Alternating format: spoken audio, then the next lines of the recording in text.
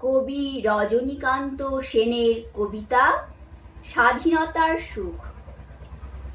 বাবুই পাখিরে ডাকি বলিছে চড়াই, কুড়ে ঘরে থেকে করো শিল্পের বড়াই।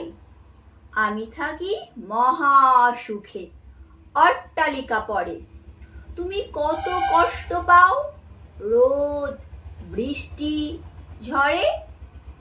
বাবুই হাসিয়া কহে, সন্দেহ কি তাই?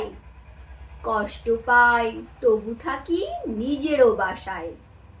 পাকা হোক তবু ভাই পরেরও বাসা, নিজ হাতে গড়া মোর কাঁচা ঘর খাসা। এই কবিতাটির উপদেশ: পরের অধীনে পরের বাড়িতে বসবাস করার চেয়ে স্বাধীনভাবে নিজের কুড়ে ঘরে বসবাস করা ঢের ভালো। নমস্কার।